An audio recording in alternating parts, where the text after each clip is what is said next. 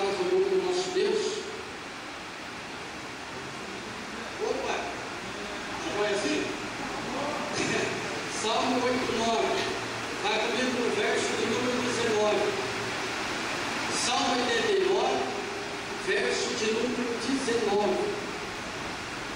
Quando acharam um amém, quem não achou, não perca tempo, ache.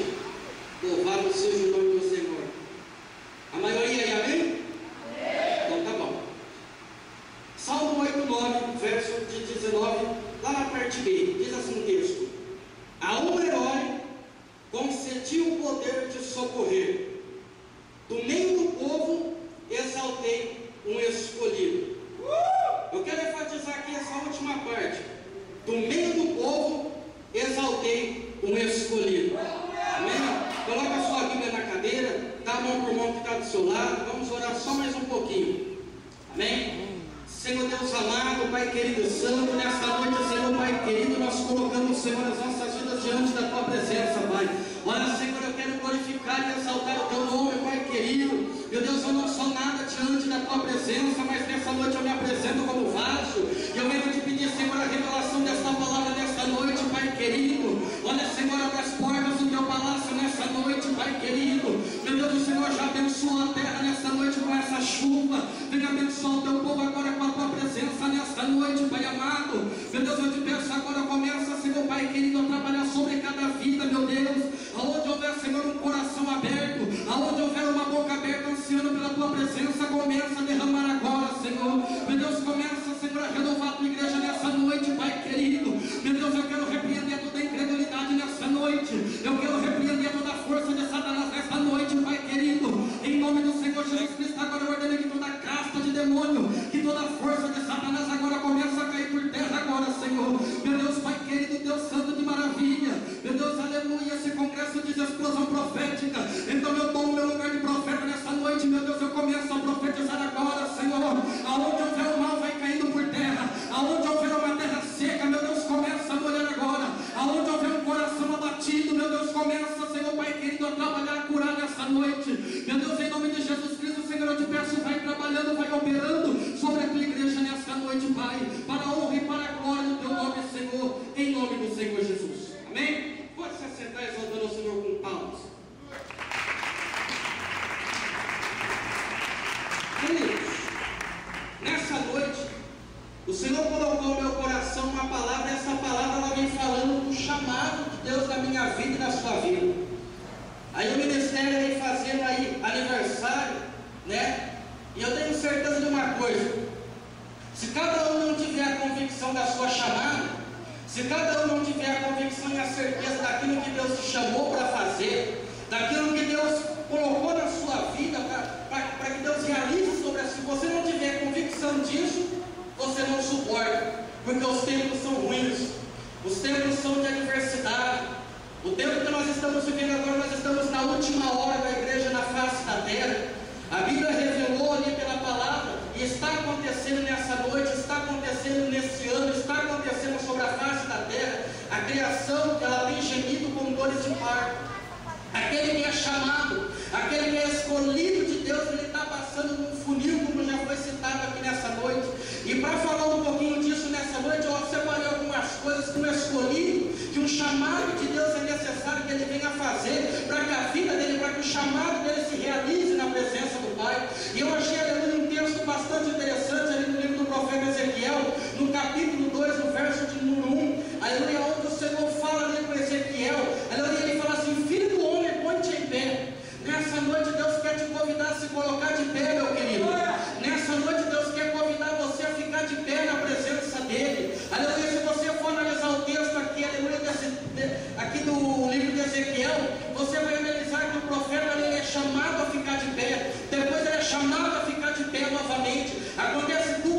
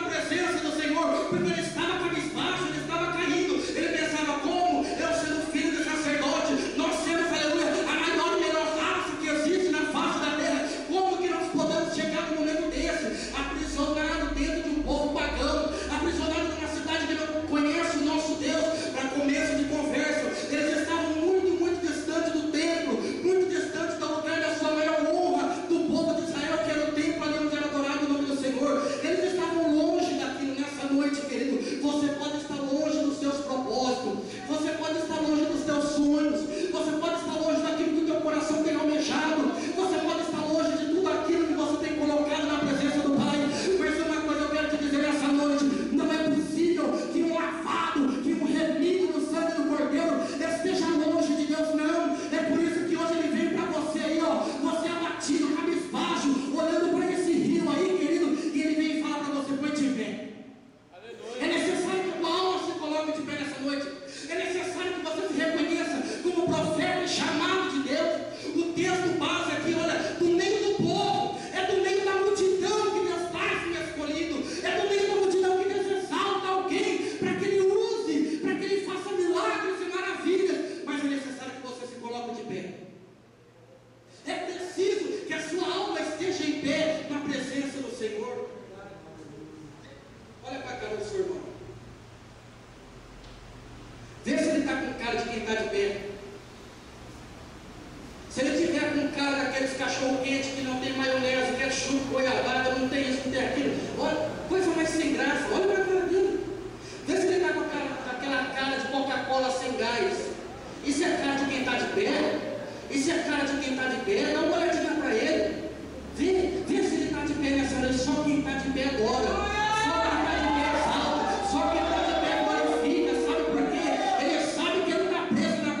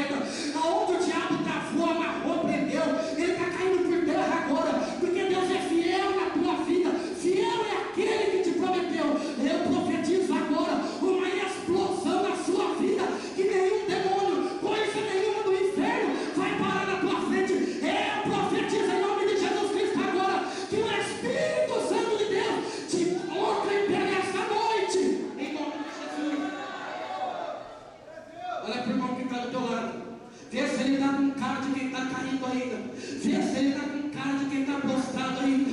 Dá uma olhadinha na cara dele. Aleluia, olha bem para a cara dele. Vê se ele está com cara de quem está de pé, ou está com cara de frango atropelado do poço de gasolina ali de cima. Aleluia, Deus quer falar com você nessa noite. Ele quer que você se manifeste como servo, como adorador, como alguém que reconhece Deus como Deus na sua vida. Aleluia. Olha para o teu irmão e fala assim: a primeira coisa, fique em pé. Outra coisa que eu vejo que é fundamental na vida de um chamado, de um escolhido de Deus, é o que ele come. Olha para o irmão que está no seu lado. Vê se ele vive para comer ou se ele come para viver. Dá uma olhadinha aí, porque tem irmão aqui que está morrendo na pressão alta, mas não dispensa uma pururuca. Vê se ele vive para comer ou come para viver. Mas se chama ele para 3 dias de monte, ele sai correndo. Olha para o irmão, vê o que ele está comendo aí, vê cara de que ele come, sabe por quê?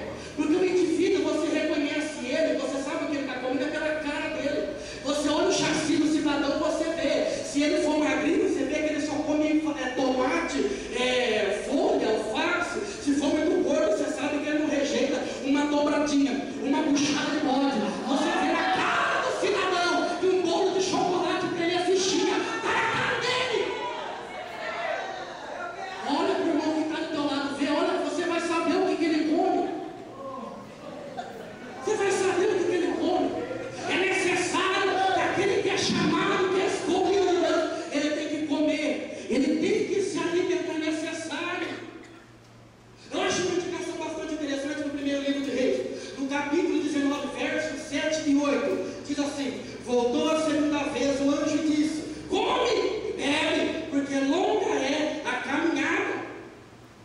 Sabe qual foi o resultado disso? Com a força daquela comida, andei 40 dias e 40 noites. 40 minutos você já andou? 40 horas você já andou? Hã? Quem é que já andou 40 horas? Hoje em dia, antigamente, a gente passava muita vontade de tomar as coisas.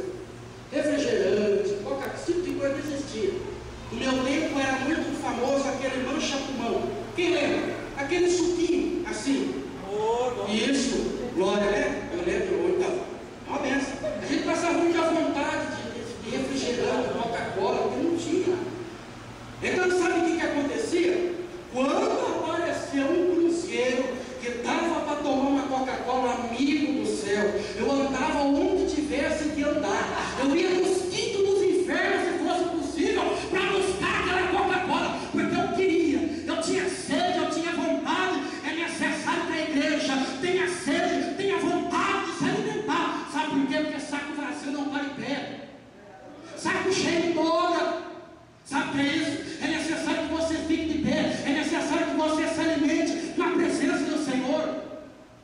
O profeta aqui, ele se coloca ali, aleluia, ele deita, ele dorme, ele ronca, mas de repente o anjo chega e dá um cutucão dele e fala: cidadão, come e bebe, porque longa é a sua caminhada. Eu quero te convidar a comer e a beber nessa noite. Eu quero te convidar a se alimentar nessa noite. Se eu trouxesse aqui, um monte de bolo, de pudim, esse tipo de coisa, eu tenho certeza, ia estar tudo em volta aqui, o povo de Deus, né? Tudo como se fosse ali, né? Aquele monte de criancinha em volta de uma mesa de doce, não é verdade, irmãos? Estou mentindo, né? Se tivesse Coca-Cola e macarronada, então era uma coisa de louco. Aí ajuntava tudo. Aí chama o caboclo para 3 dias na madrugada, ele corre. Chama o cidadão para 3 dias no monte, ele corre. Chama o cidadão para evangelizar 3 dias, ele desaparece. Chama o cidadão, olha, prega, expulsa, profetiza, 3 dias de campanha. Ele corre, que nem o diabo foge da cruz. Eu quero falar para você, quem está alimentado não corre. Você está tão mentindo à mesa, ele não se alimenta bem. Aí ele vai lá na várzea jogar bola, chega lá cheio de moral. Ele é um jogador, ele não comeu bem. Geralmente você vê, ele joga razoavelmente bem. Aí ele chega lá, não se alimentou, não se nutriu, chega lá de qualquer jeito, e aí? A hora que começa a jogar nos primeiros 10 minutos, ele está bem.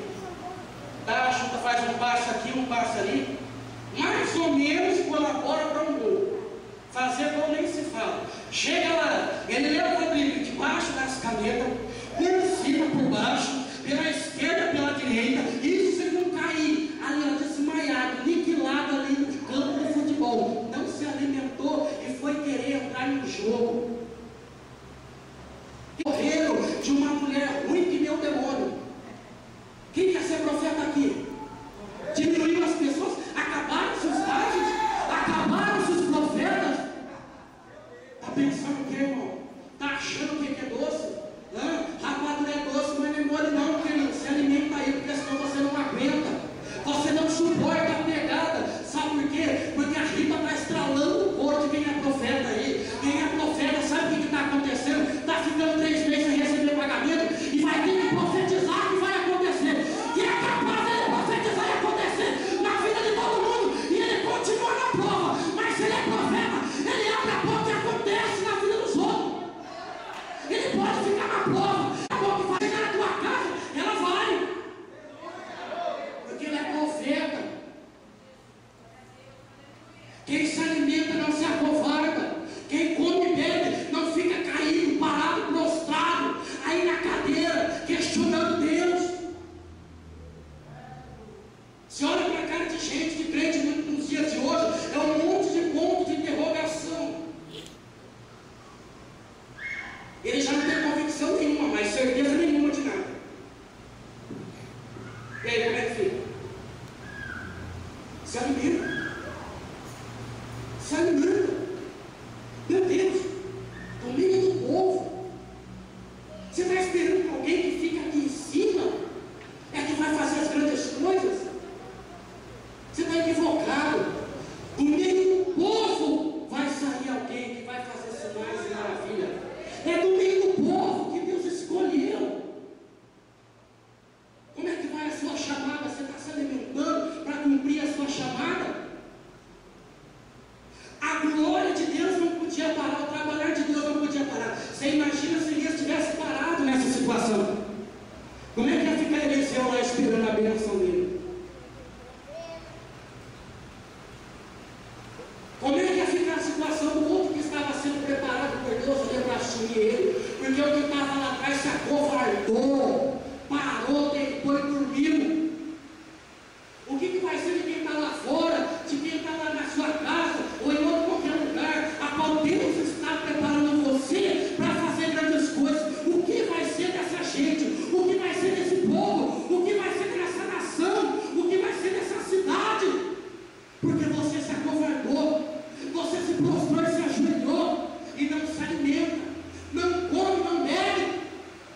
O texto diz que Elias caminhou 40 dias e 40 noites após ele ter se alimentado. Eu profetizo nessa noite que essa comida que Deus está te dando vai fazer você andar 40 dias e 40 noites. Se for possível, você vai caminhar 40 anos no deserto. Se for necessário, você vai profetizar 40 anos no deserto, mas você vai ver a glória de Deus. Você vai ver Deus se manifestar. É necessário que você come e bebe. O meu corpo é a verdadeira comida, o meu sangue é a verdadeira bebida. Quem come e bebe da minha carne e do meu sangue, ele permanece em mim e eu nele. A primeira coisa que uma pessoa que tem Jesus, a primeira coisa que exalta os olhos dela, sabe o que é? Quem sabe me dizer aqui? Quem arrisca? A primeira coisa que salta aos olhos de alguém que tem a Jesus, o que é? Tem gente que vai falar beleza porque Jesus é bonito. Isso é conversa, viu, irmão?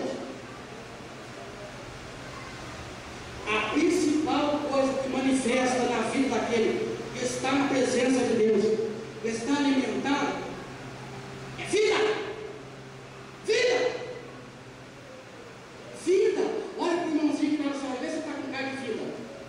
Vê se ele está com cara de vida ou está com cara de missa de sétimo dia. Dá uma olhadinha aí para a cara dele. Sabe por quê, meu querido? Porque quem tem vida salta aos olhos. Quem está vivo, é impossível você olhar para alguém vivo e dizer que ele está morto, porque ele tem vida. É necessário que quem esteja na presença do Senhor se alimente, para que fique vivo, para que seja sinal, para que faça a vontade de Deus. Eu profetizo nessa noite, querido, vida.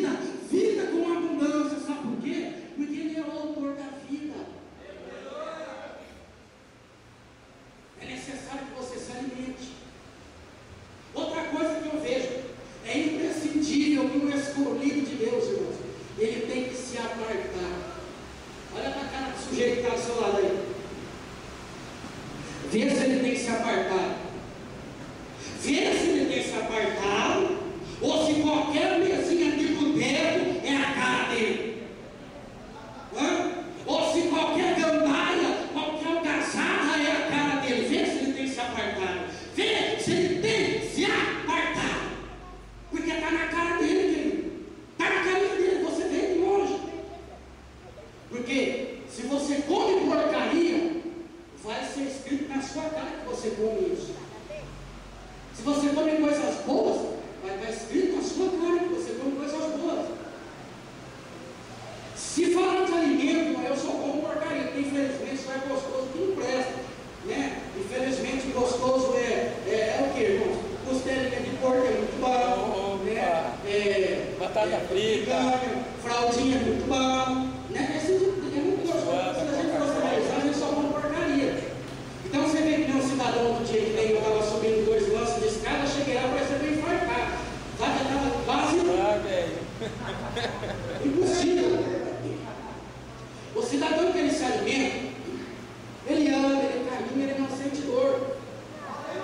Tem gente aqui que se caminhar para a espada, dá uma cãibra violenta nele, ele cai no chão. Nem se ele comer um cacho de banana melhor. Então está na sua cara. Da mesma forma que se você se aparta, se você se mantém afastado daquilo que não presta, vai estar na sua cara. Eu achei um cidadão que fez isso. No livro de Daniel, capítulo 1, verso de número 8, diz assim: resolveu Daniel firmemente não se contaminar com as filhas iguarias do rei, e nem com o seu filho. Daniel decidiu no seu coração não se contaminar com as iguarias, com as filhas iguarias do rei, não se contaminar com o vinho que era servido. Quando eu olho isso, eu vejo filhas iguarias como sendo atrativos e alimentos. Filhas iguarias. Quando eu olho o vinho do rei, eu vejo alegrias e motivações e euforias. Qual é a sua motivação? Qual é a sua alegria? A sua alegria não pode ser a alegria do mundo. A sua motivação não pode ser a motivação daquele que está lá fora. A motivação de quem está lá fora é o dinheiro. A motivação de quem está lá fora é o poder. A motivação daquele que está lá fora é o ter, é o possuir, é o obter. A motivação e a alegria daquele que está lá fora é fazer tudo o que ele quer. Eu já vi pessoas na televisão falando assim, na hora da entrevista: por que você se arrepende? Ele diz: de nada. Eu dei para o meu corpo tudo que ele teve vontade. Se o cara é rico, ele fala: eu comprei e tive tudo que me deu vontade. É necessário que você, como profeta, como chamado de Deus, você se aparte. Você quer que seu chamado vá para frente? Você quer que a tua chamada vá para frente? Você é um chamado ou chamuscado? O que você é? Porque tem gente aqui que é chamuscado, ele é metido a chamado. Não é isso que Deus tem para você. Deus tem uma chamada para a sua vida. Do meio do povo, ali no meio de uma multidão de gente, Deus chamou você. Foi você que Ele te chamou. Talvez, se você for analisar, você tinha irmão mais bonito do que você. Você tinha primo mais bonito do que você. Na sua família tem gente mais bem de vida do que você. Lá onde você mora tem gente da casa melhor, do carro melhor. Se você fosse analisar, você tinha tudo para não ser chamado, para não ser escolhido. Mas quando Deus se manifesta e diz: olha, do meio do povo, o que Ele está dizendo aqui é que do meio da simplicidade, o que Ele está dizendo aqui é que de um meio do povo onde você menos espera, é de lá que eu vou chamar alguém. É de lá que eu vou tirar alguém. É de lá que eu vou chamar. E uma vez chamado, querido, é necessário se apartar. Você precisa se apartar. Você tem se apartado? É o que eu disse aqui: o seu alimento não pode ser o alimento do mundo. As suas motivações não podem ser a motivação do mundo. Porque tem muito crente hoje, irmãos, que só pensa na prosperidade, só pensa na bonança, só pensa naquilo que deve possuir. A motivação do mundo. Uma crise financeira se agrava e vai piorar. Vai piorar porque é promessa. Vai piorar. Então o que o povo está fazendo agora? Vamos reservar, vamos reservar, vamos reservar. E o povo da igreja está fazendo a mesma coisa. Vamos reservar, vamos guardar, vamos ajuntar, vamos entesourar. Você vê hoje em dia por aí, ó, as igrejas numa situação que é só guardando, só guardando, só guardando. Nós não podemos entrar nessa motivação. A nossa motivação tem que ser diferente. Eu e você, nós temos que nos apartar. Ainda que falho, que pecador, que cheio de defeito, é necessário que você se aparte. Ou de fato você é um cristão, ou de fato você é um imundo, um encardido, um sujo, um fedido, espiritualmente falando. Porque quem não se aparta, quem não se separa, não tem negócio com Deus. Uma coisa é eu ser falho, cheio de defeito, outra coisa é eu ser um carnal, ser um mundano. É necessário que você se aparte. Daniel ele faz isso, ele faz, olha, quer saber de uma coisa, rei? O senhor me dá licença aí, mas eu não quero comer nada disso que tem na sua mesa não, viu? Eu não quero nada dessas coisas não, eu quero comer coisa boa, eu quero me alimentar bem. E ele propõe ali para o chefe ali, ó, eu vou por um período comer só aquilo que eu quiser, somente aquilo que eu achar que deu, e depois você faz prova de mim. E o resultado foi que aqueles que participaram do banquete do rei estavam todos feios. Aquele que Daniel, que se separou, que se guardou, se mostrou bonito, belo e formoso. Eu quero falar que você é bonito nessa noite. Por mais que o espelho diga que não, eu quero afirmar que sim. Eu afirmo que sim, irmão. Tá? Se o espelho lá está falando que não, repreende ele em nome de Jesus.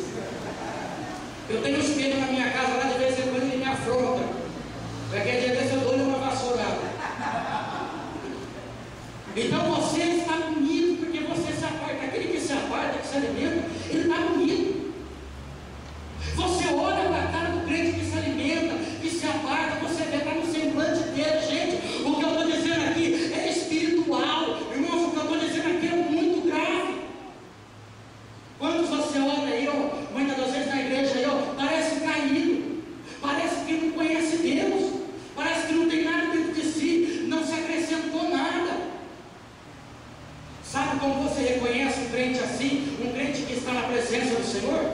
Você vê a vida que ele leva e como ele reage. Sabe por quê? Porque aqui estava todo mundo na pendenga, estava todo mundo numa aprovação lascada. Daniel tinha subido para a Babilônia também ali, ó, para servir Faraó, para ser servo dentro da Babilônia. Eu quero que você pare para pensar uma coisa aqui. Estava todo mundo profetizando em tempo de cativeiro. Eu quero que você vá lá na cadeia agora e profetiza. Fala para o cidadão que está aí, estuprador. Ei, Jesus te ama.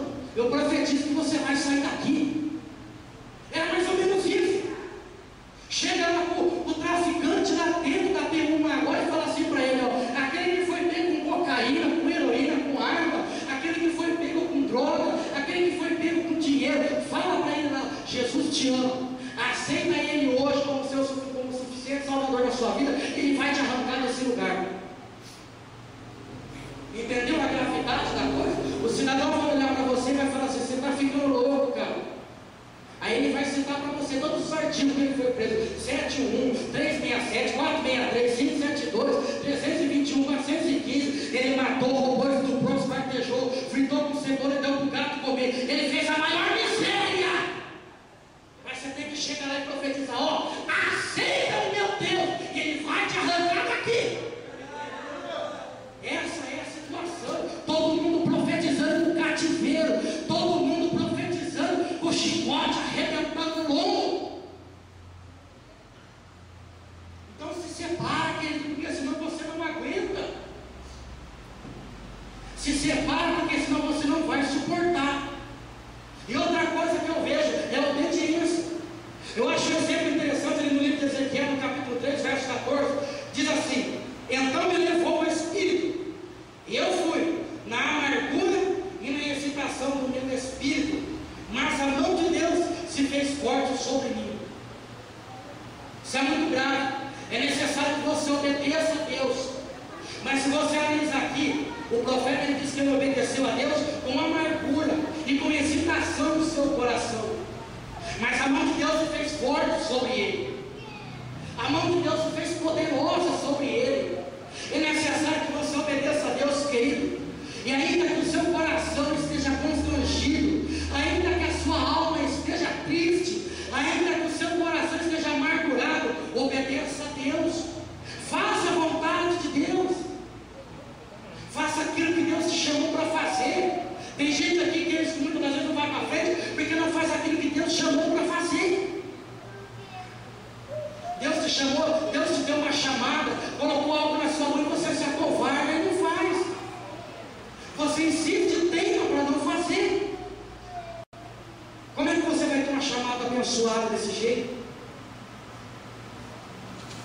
Eu profetizo nessa noite que você vai se tornar obediente, querido. Eu profetizo que você vai ser o mais obediente da sua casa. Eu profetizo que você vai ser o mais obediente da sua igreja, da sua família. Você vai ser o membro mais obediente, porque é só na obediência, querido, que nós vamos ver a glória de Deus. Já foi falado aqui.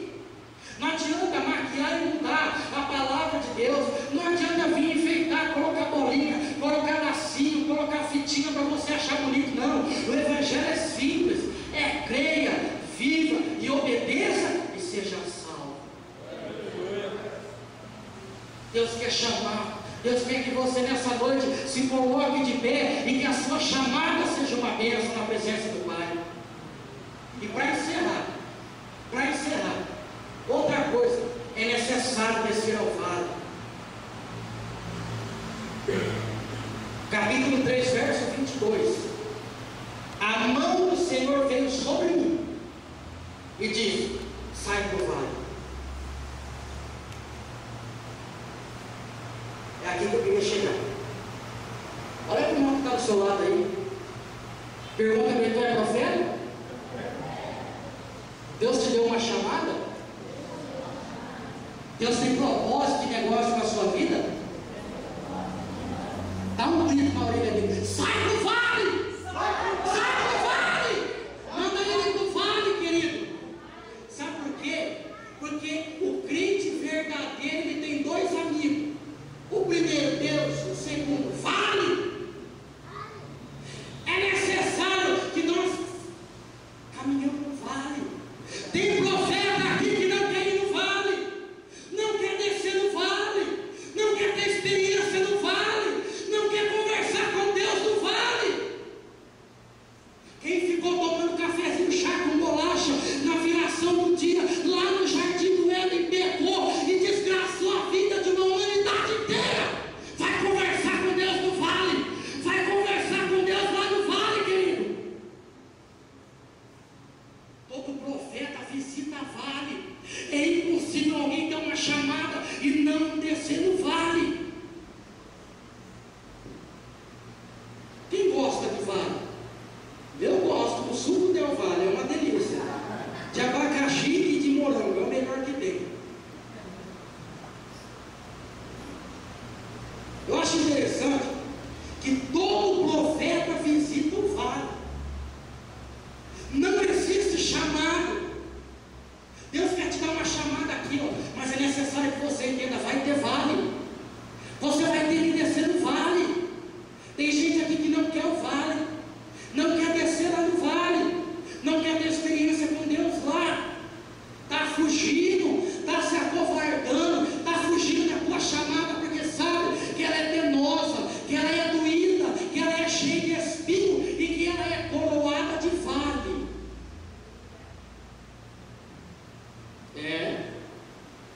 Acabou, glória a Deus, os aleluia.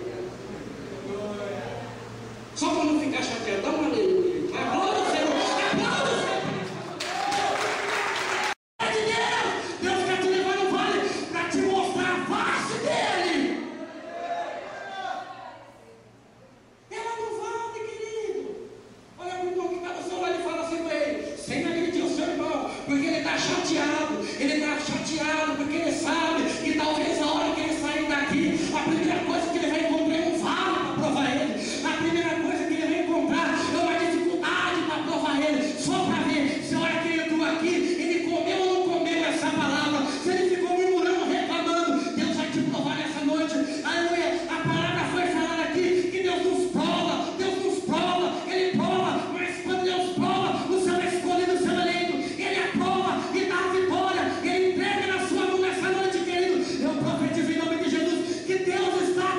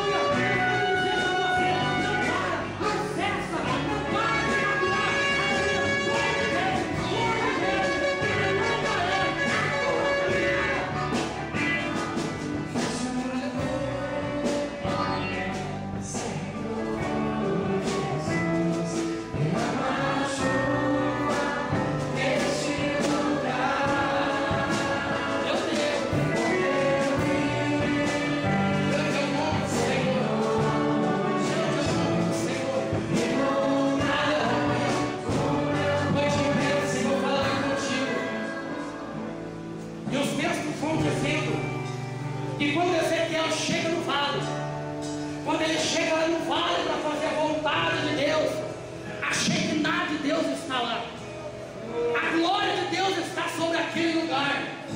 Eu quero te convidar nessa noite, querido, a fazer um pouco melhor, porque quando é para o mundo você faz melhor, nós fazemos o melhor. Quando é para ir numa festa, é a melhor roupa, é o melhor sapato, você compra na melhor loja, você faz o diabo para poder ir em uma festa ou em qualquer outra situação. Mas quando é para rasgar o céu, quando é para romper em fé, você se cala. É por isso que muitas vezes nós somos derrotados, porque na igreja nós somos tímidos, nós somos calados, nós somos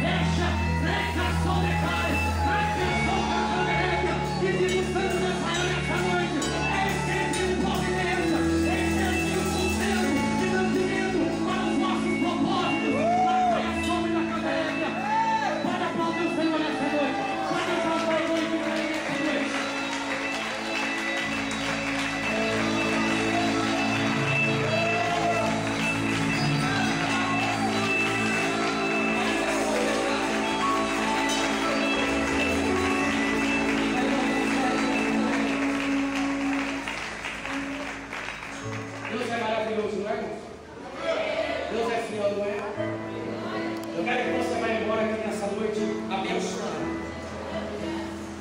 Eu quero que você vá embora daqui abençoado.